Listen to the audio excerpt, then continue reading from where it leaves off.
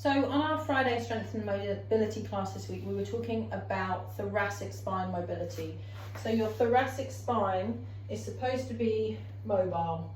It's supposed to give you a lot of range of motion, but often it doesn't. So here's just 4 exercises that we used in the Friday Strength and Mobility class to encourage that spine, thoracic spine mobility. So if you've ever turned and thought, oh, I just can't turn, you feel really stiff, it's because you need to work on that thoracic mobility, okay? The lumbar spine is supposed to be stable. So with these moves, think about just moving the top part of your spine from here, and let's see if we can get that improved, okay? So the first one, I'm going to give you standing versions to these as well, is to come into low lunge.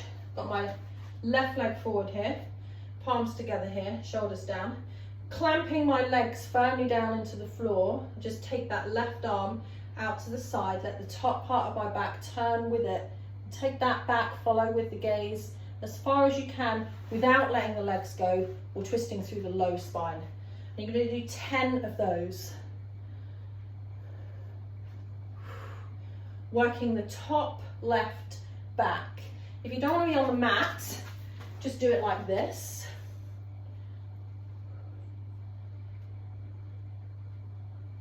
Each side, okay? Next one, hands and knees. Hands underneath your shoulders.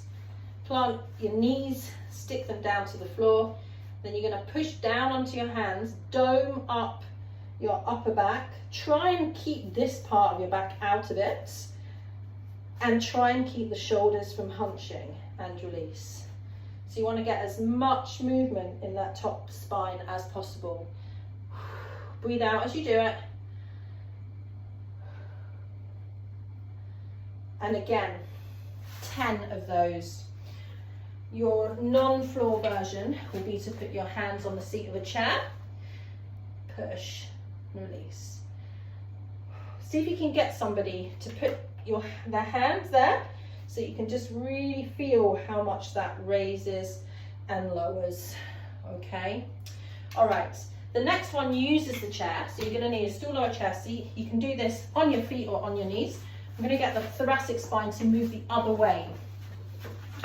So hands ahead of you, take your hips back, let your head come through your arms. Keep your core active so that your low back is stable and not joining in with that arch or squeeze. Just the top part of the back. Oh, such a good move. 10 of those. You can do that on your feet as well. Again, if you're a non-mat person. There. And finally, scapular squeezes. So, your shoulder blades want to move, okay? So they want to squeeze together and then they want to pull apart, all right? So I'll show you from the side. Palms are down. Again, keep your core nice and stable so that you're not arching your low back as you do this. Keep that pelvis nice and central. Squeeze and then separate the shoulder blades. Retract, release.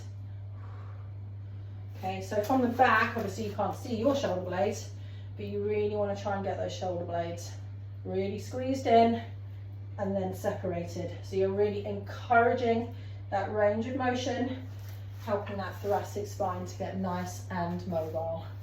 Give those a go. Any questions? I'm right here. I'll see you next time.